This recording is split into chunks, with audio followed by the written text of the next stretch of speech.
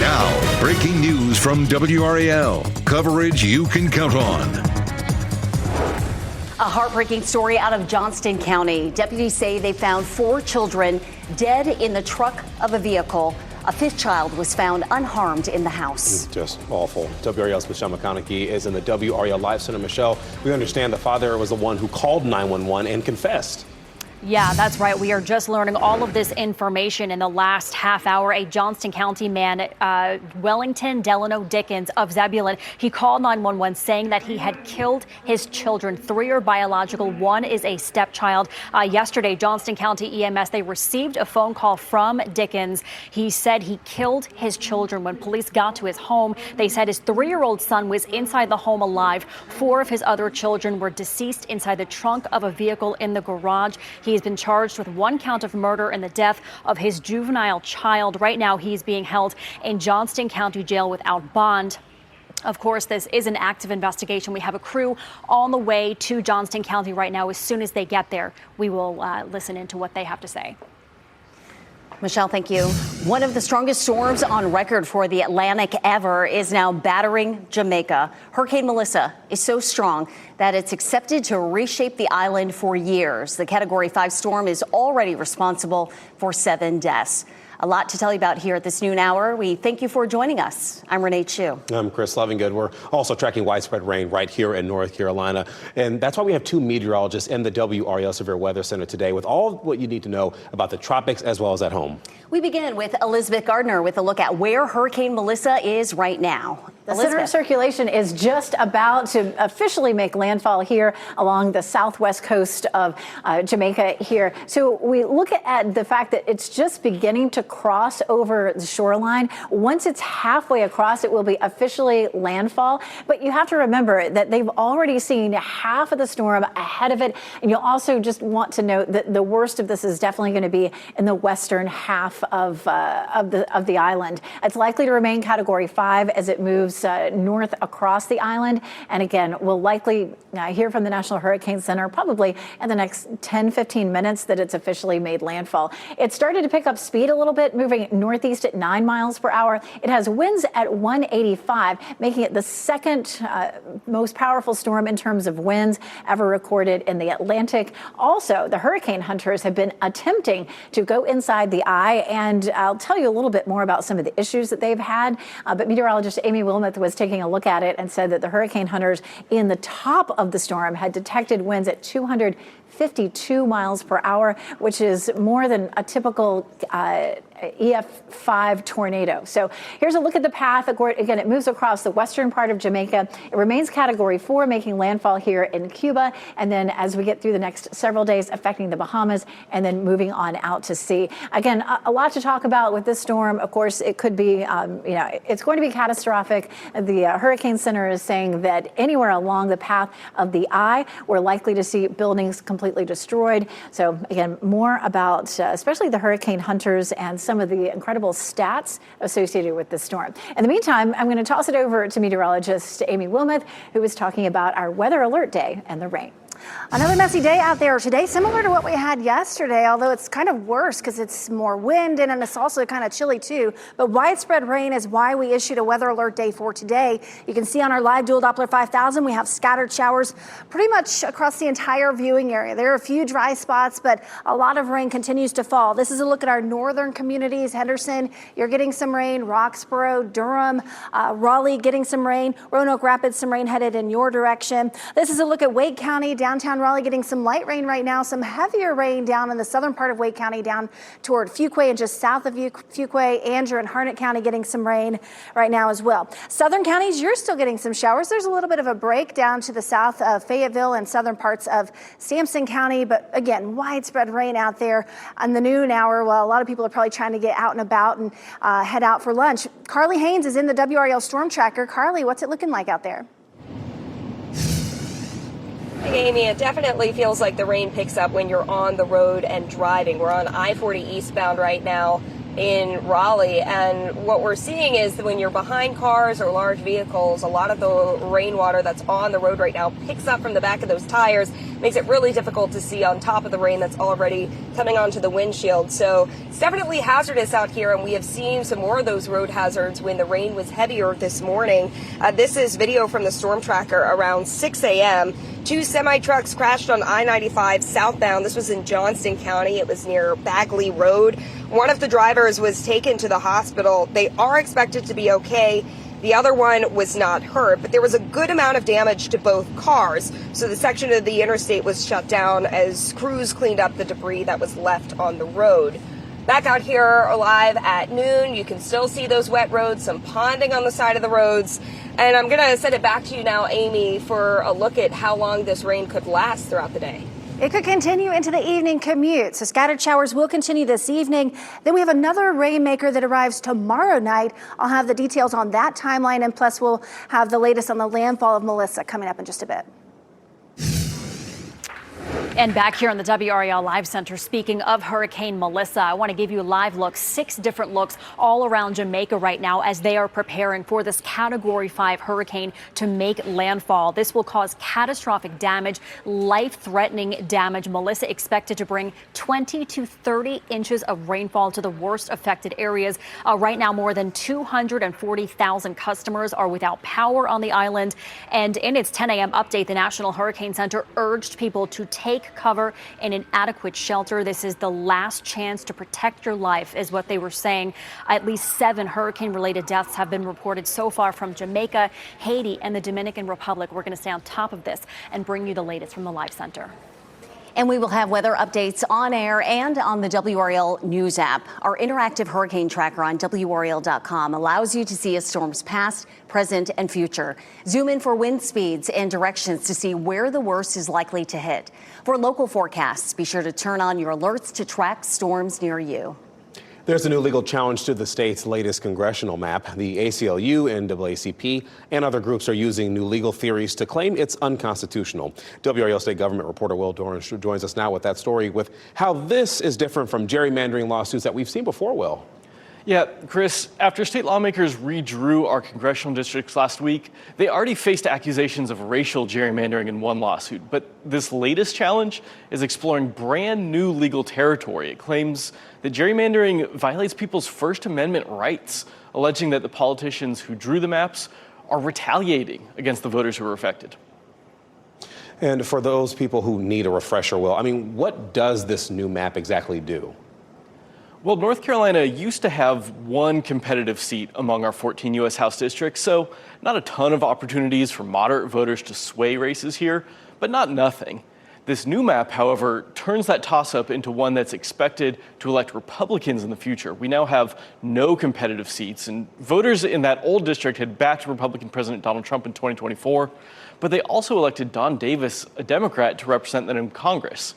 This lawsuit claims Republicans used redistricting to retaliate against voters in that district to make sure that their voices won't matter as much in future elections. I mean, but we hear constantly said, right, elections have consequences. Why does this lawsuit claim that political retaliation should be ruled unconstitutional? Yeah, that's a great question, Chris. And this really relies on the First Amendment to make its case. And to be clear, again, we haven't seen any lawsuits like this before. So it's going to require judges hearing it to tackle entirely new legal theories. But in general, the lawsuit says one of the most important ways that people make their voices heard is by voting. So when politicians don't like the way that people vote and they react by diminishing how much those people's votes matter, this lawsuit argues that that is a violation of the First Amendment. And Republican state lawmakers say they drew the maps for a political game, but they've denied allegations of racial intent. So we've received no response to our request for comment on these newest claims about free speech violations. But of course, we'll be watching for how the legislature responds in court. You can find the full copy of the newest lawsuit in our article on WRAL.com. Thanks, Will. A new report released this morning by the Downtown Raleigh Alliance shows that area is thriving. Some of the numbers indicate more and more people are moving downtown. WRAL's Ken Smith is here now with a closer look at the numbers. Ken. You know, Renee, it's admittedly been a difficult time for downtown Raleigh to return to pre-pandemic levels of interest of entertainment or even living in downtown.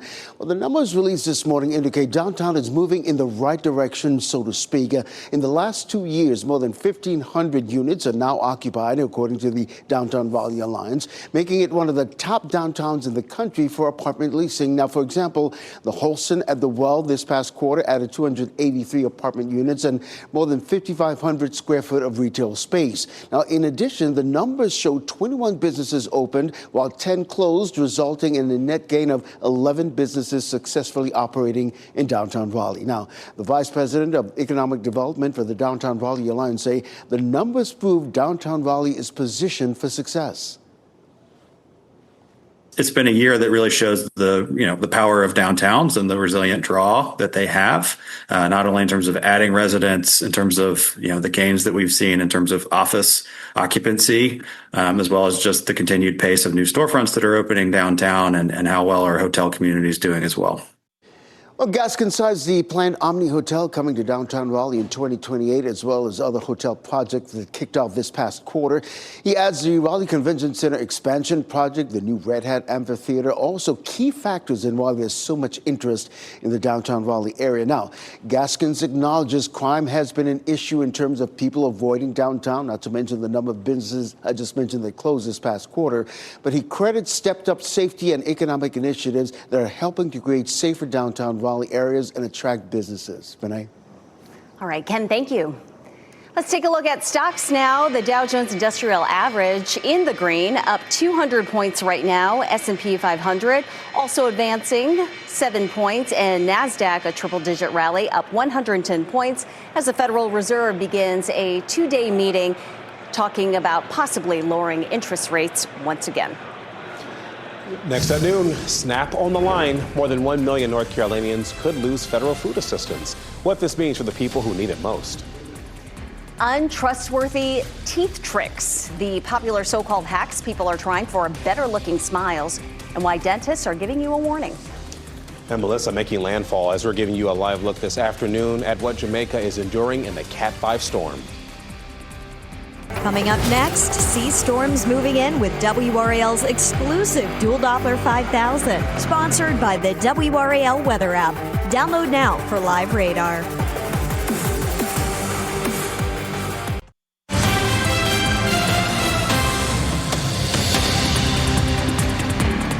And back here in the WRAL Live Center, we want to get you live out to the home of a man who called Johnston County 911 telling them that he killed his 4 children. This is a live look outside of his home. The man we're talking about, Wellington Delano Dickens.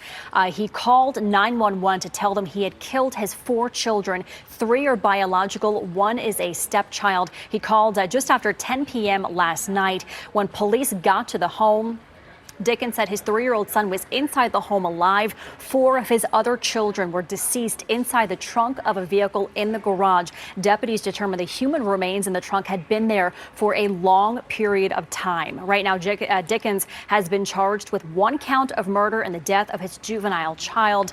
We are going to stay on top of this. We do have a crew on the way to that scene. Right now, we're going to stay on top of this story and bring you the latest as we get it. And it's just a disturbing story to hear about this afternoon. Thank you, Michelle. More than 1 million people in North Carolina may soon lose the federal food assistance. SNAP benefits won't go out on November 1st if the government shutdown remains in place. WRAL's Laura Levine explains what this means for the people who rely on these benefits. Food banks and organizations across the state, like Interfaith Food Shuttle here behind me, are preparing to see a surge in people in need of their services like they've never seen before. Now, if this government shutdown continues, the government's SNAP program will no longer issue benefits in North Carolina beginning on Saturday, November 1st. SNAP provides food assistance to more than 1.4 million North Carolinians, including more than 600,000 children. We spoke with the local nonprofit called Table that feeds 1,125 Orange County kids every week. And they say families are already being stretched thin, and this will exacerbate the hunger problem in our communities. These families they're already struggling to make ends meet between cost of living and the rising grocery prices, and now to have important money taken away from them that they actually need. State health leaders are working with federal partners right now to find solutions. Laura Levine, WRAL News, Raleigh. And our weather team is keeping a close eye on Hurricane Melissa as it is very close to making landfall in Jamaica. And Elizabeth, not only is the strength of the storm terrifying Cat 5, but also this is a very slow moving storm. So those are additional concerns there. Yesterday, it was moving at 1 mile per hour. Earlier this morning, 5, and now it's up to 9 miles an hour. We would love to see it moving faster than that because the longer the storm sits in one place, the more heavy rain, the more strong wind, the more destruction it will cause. Speaking of destruction, we have a webcam from it starts actually in the sort of the south central portion of Jamaica. We'll take a look at that if we can. We've got the webcam to show you, and it's of a bridge. And they're going to zoom around on this a little bit, but if you can see those trees there sort of in the center of the picture, that is a bridge on a fairly major road from Kingston all the way to the north coast. And this is a road that people use very frequently to get to the north side of the island from Kingston. So it's a heavily traveled road, and you can see that it is currently impassable. Let's come back to our satellite view, and you can see here's the center of the storm, the eye, getting ready to make landfall. Landfall officially is when the center of the eye wall has moved halfway onshore, and we're not quite there yet. We'll zoom in and take another look. This is a look at a high-resolution satellite image where you can really get a lot of detail on the storm, and you can see it's just not quite halfway there, probably another 30 minutes. It may be a little bit closer to 1 o'clock before it's officially landfall. But the wording that's coming from the National Hurricane Center, of course, is catastrophic, life-threatening. They just posted at noon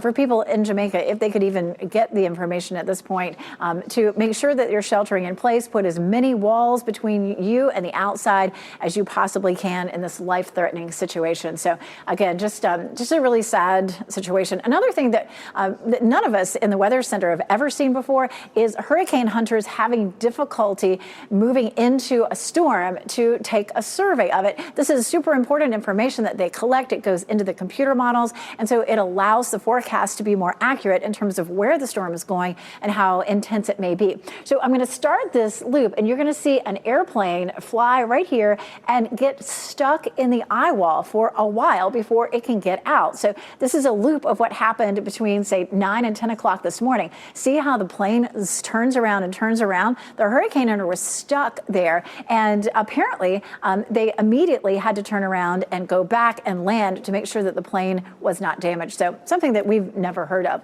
Of course, this is going to be a historic storm. The strongest winds at 185 ties the second strongest storm on record in the Atlantic. And of course, there are more stats to share with you in just a little bit, and we'll do that. But first, I want to send it over to meteorologist Amy Wilmoth to talk a little bit more about the low pressure system that's affecting us here. That's right. We have two of them that we're tracking. We have a weather alert day today because of this low pressure system off the North Carolina coast, bringing us widespread rain across the area. The next weather maker is this system here, and this is the one that's going to impact us overnight tomorrow night, and it could even bring us a couple of thunderstorms. But let's focus on what's happening right now. This is a look at the radar, and we still have widespread rain, the heaviest rain in southern parts of Wake County down into Harnett County as well. So down toward Holly Springs, Apex, Cary, Fuquay, Varina, some heavy rain. We have the storm tracker out right now. We can take a look at what the roads look like. Carly Haynes in southern Wake County right now, navigating the roads. No, we don't have any warnings or anything like that, but definitely some wet roads. If you're going to head out for the noon hour, you definitely need to take it slow and be careful out there. We also have the potential for more rain during the evening commute. So we'll have widespread rain out there throughout the day today. And then again, we're expecting another round overnight tomorrow night into early Thursday morning. This is a look at the 24-hour rainfall total. Some good rain that we really needed, anywhere from around 1 inch to close to 2 inches of rain falling all across the viewing area. So really everybody getting some of this much needed rain. Let's walk through Futurecast. This is 5 o'clock this evening. Notice how we still have scattered scattered showers out there. Carly will be out in the storm tracker this evening as well, monitoring the roads, let you know if there are any slowdowns. We had a lot of issues on the roads this morning. Hopefully we don't have that this evening. 7 a.m. tomorrow morning, some hit and miss showers. I don't think it's going to be really widespread in the morning. I think we'll have a lot of dry time, some breaks in the rain tomorrow. This is 6 o'clock in the evening. Now it's overnight tomorrow night that next weather maker arrives, and we'll have scattered showers moving through. And I think we could even hear a few rumbles of thunder very early Thursday morning. I wouldn't think that we'd have any severe weather, but I think there's enough energy that we could at least have some storms. And then by noon Thursday, all that rain is gone. And really, I think by the time we get to the second half of the morning commute Thursday, that rain will be out of here. Look how chilly it is right now. It is 48. It is a nasty day outside. 48 in Raleigh. Winds gusting close to 20 miles per hour in Raleigh right now. Earlier this morning, we had gusts at 37 miles per hour. So one of those days you just kind of want to cuddle up and stay indoors on the couch. Temperatures will likely stay in the low 50s this afternoon. We're kind of struggling to get out of the 40s so far today, and it's windy. Again, just a nasty day today, and this rain is going to continue into the evening commute. And then the next weather maker arrives Wednesday into Thursday. That's when we'll have the chance for some storms. Friday for Halloween, looking good. The rain is out of here. The weekend looking good. It should stay dry with temperatures back in the 60s. Amy, thank you. Coming up on our news this afternoon, more team coverage on the two weather threats that we're following. We'll hear from people trapped in Jamaica. Plus, we'll watch the conditions deteriorate in our area as the rain just keeps moving through the triangle.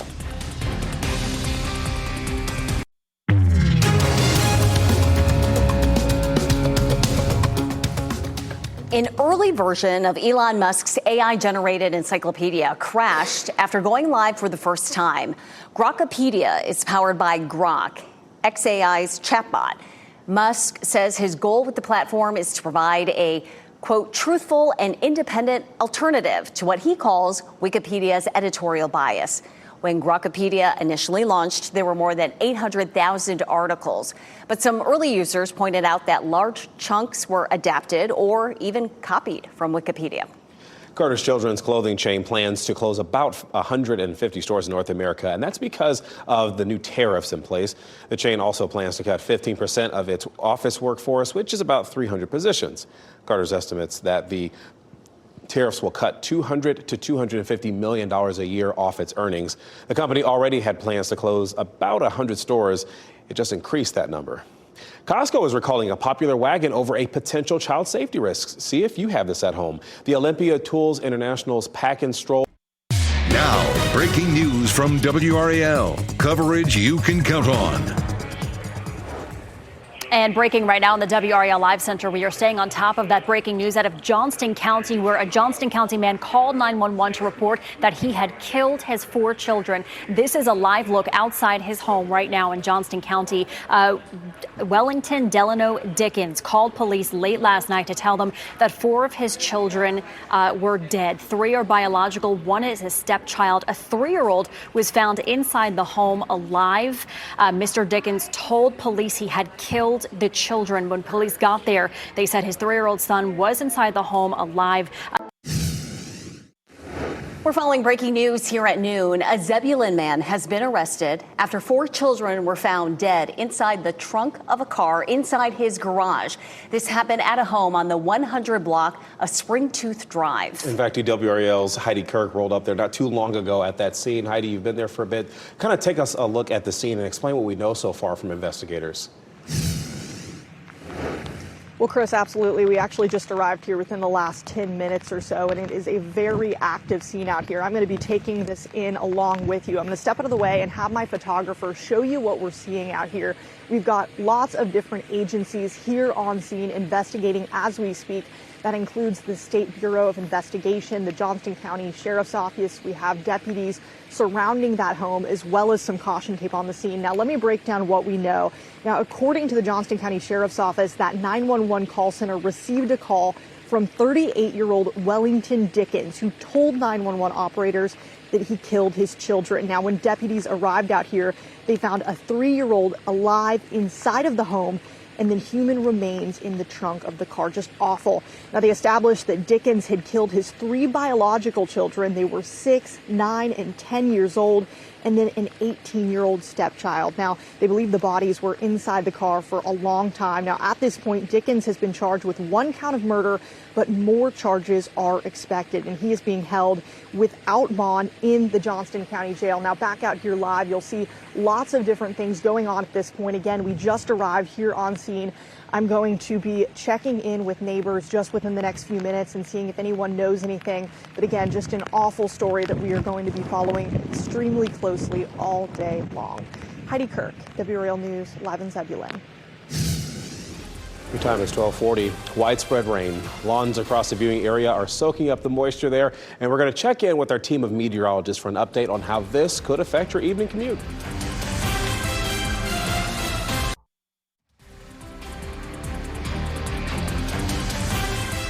It is a dreary Tuesday afternoon. This is a live look from one of the traffic cameras, I-440 and New Bern Avenue, and all that traffic on the road there, kicking up that rain spray there.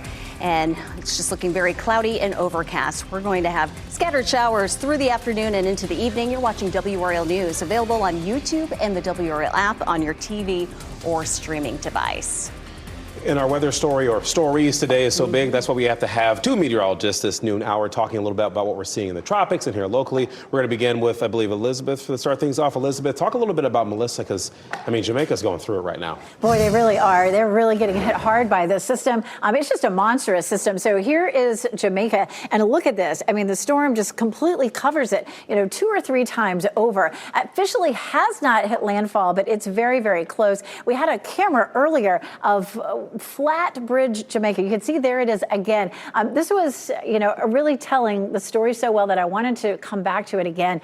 This is a bridge. It's hard to tell that there's a bridge there, but if you can see that pile of trees, I guess, that's right there in the middle of the river, that's where that river is moving over the bridge. And of course, that camera is going to go out any minute. We're having a hard time keeping that camera up, but they're going to lose power there probably any time, and just a rough situation. That bridge is along a road that connects Kingston, which is right here, with the north side of the island. So it's a very important road already covered with water. Let's zoom in here and talk more about where our center of circulation is. When the center of circulation is halfway across the shoreline there, then it's officially landfall. And you can tell it's not quite there. It's very close. But of course, the reason that we're concerned most about the center of circulation is because within the eye wall is where we see the strongest winds, and that's where most of the damage is, especially on the right side of this. So this is all here along the western and southern coastline of Jamaica is where we're going to see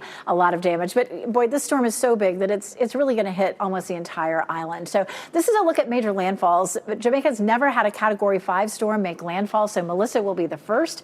And then there are several storms from a very long time ago. The most recent one was Gilbert, Cat 4, back in 1988. That's a very long time ago. But we had several, 1944, 1903, 1912. All those were before hurricanes were even being named. So the only other name is Charlie, Cat 3 in 1951. The problem that we tend to see where they're not very many storms that have made landfall of this caliber is people forget. They forget, I remember when we had a Cat 3 and what sort of devastation it's done. We see that here on the coast of North Carolina. We haven't had a hurricane hit lately. We have a hard time getting people to evacuate. Melissa, also the second strongest in terms of wind at 185 miles per hour. Allen in 1980 had 190, and that's the only one stronger. Why are we seeing such a powerful hurricane? It's because the sea surface temperatures are 2 to 3 degrees above average, very, very warm, and that is what these storms feed off of. So we're looking at possibly isolated 40 inches of rain storm surge at 9 to 13 feet here in Kingston. Of course, in Jamaica, of course, we're going to have a lot of landslides as well. The storm then moves to Cuba with storm surge of 7 to 11 feet, and then into the Bahamas at 4 to 6 feet. So a lot of damage coming with this storm, unfortunately. And around here, it's a messy afternoon. Evening meteorologist Amy Wilmoth here to take a look at our 2 lows that will affect us. That's right. It is a weather alert day today because of this low, and I just saw that parts of NC-12 along the Outer Banks are now closed due to ocean overwash. So this low impacting North Carolina today, bringing us widespread rain. And then we have another low and a front that is going to approach our area overnight tomorrow night and bring another round of rain. And we desperately need the rain. This is good, and it's not super heavy. We aren't dealing with flooding, which is good. It's just that nice, steady rain, which is exactly what we need. This is a live look at our radar right now. We still have widespread rain across our viewing area, but again, no warnings. This is a zoomed in look at Wake County, Apex, Holly Springs, Fuquay, Varina, downtown Raleigh, down into Clayton, getting some rain. That's where the heaviest rain is, where you see some of those darker shades of green and some of the yellows as well. Our storm tracker is in just to the north and east of downtown Raleigh. I think we have some live video from the storm tracker out on the roads there, and you can see it is just a mess. The roads are wet, windshield wipers are going, and this is going to continue into the evening. So this is going to impact your evening commute as well. So this is going to be rain that sticks around for the next several hours. Let's go ahead and go back to the weather graphics, talk about how much rain we've seen so far. Close to 2 inches in parts of our viewing area. And again, this is much needed rain. The drought situation had worsened across the area, so this is definitely good news. But it is going to likely impact your evening as well as you're headed home from work and school. This is 5 p.m. Scattered showers in the forecast. Carly will be out in the storm tracker again during our evening newscast. You can get those reports starting at 4 on WRAL.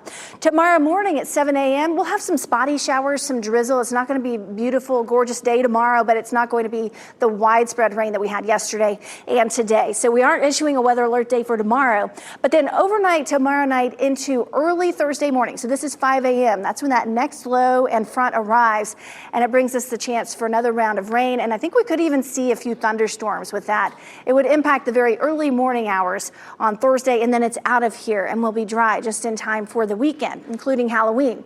Temperatures have actually dropped 48 degrees now in Raleigh. So it is a chilly, windy, nasty day outside. Wind still gusting close to 20 miles per hour in Raleigh, over 30 mile per hour gusts in Fayetteville, 28 mile per hour gusts right now in Rocky Mount. So it's a chilly, damp, windy day today, a day you probably just want to stay inside with highs struggling to get into the 50s. So the weather alert day continues today. Tomorrow we'll have spotty showers. It's going to be another cool, breezy day, 57. And then overnight tomorrow night into very early Thursday morning, some storms possible, but a lot of Thursdays dry. 63 for the high. Halloween looks good. 62 dry for the trick-or-treaters. Temperatures will be in the 50s while they're out getting their candy. And then over the weekend looking really good. We'll have temperatures in the 60s, and it should stay dry through probably at least next Monday. Good candy getting weather. Just wear a warm costume. Thanks, Amy. Diamond Jubilee. Today, people in St. Louis will host a special celebration for the Gateway Arch. Why another design almost took its place. Here's a look at your winning Powerball numbers: 17, 39, 43, 51, and 66. The Powerball is 20. The multiplier is 2.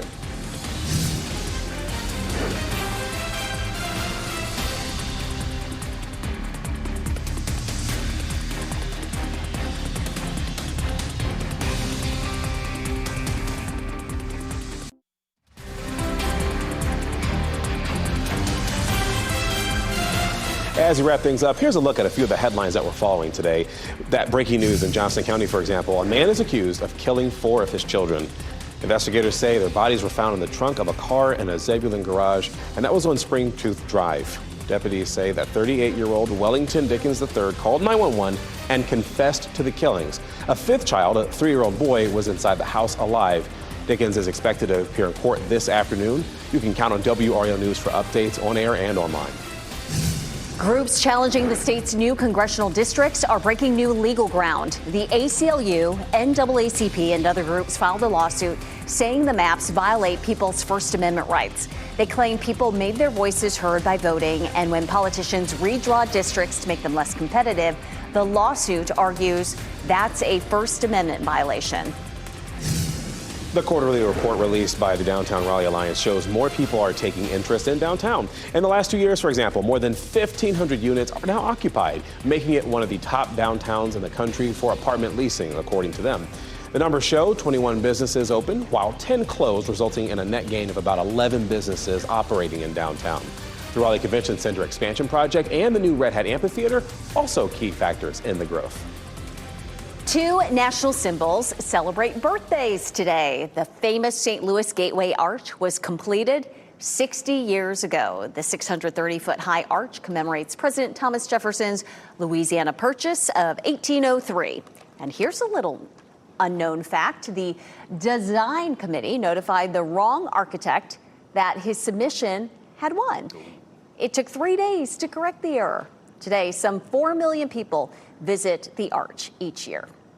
Today marks the day the Statue of Liberty was installed on what is now named Liberty Island. The 151-foot-tall sculpture arrived in more than 200 packing cases from France. It commemorates the alliance with France during the American Revolution. The sculptor originally planned to place the chains in the statue's left hand. However, American donors were concerned that it would remind people of the Civil War, so the chains and shackles were placed at her feet to symbolize liberty breaking free from bondage. Learned something new today. Well, our pet of the day is an adorable senior beagle who appreciates the simple things in life. Sherman is happiest when napping in a soft bed, sniffing around the yard, or just soaking up the sun on the couch. He enjoys slow strolls and quiet company, especially when there are cuddles involved. Sherman gets along with other dogs and kids, and he's looking for a loving family to live out his golden years with. And you can learn more about adopting Sherman by visiting trybeagles.org. NBC News Daily is next on WRAL, your next local news update in 30 minutes. And of course, you can follow breaking news updates that we have with the WRAL News app.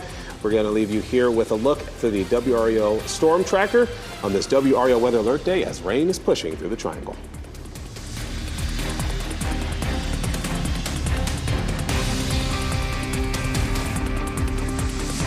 Stay safe with the latest WRAL Weather Alert Day info. Get up to the minute weather and traffic conditions when you get in your car. In Raleigh on 99.3 FM, in Durham 96.5 FM, and everywhere on 101.5 HD3.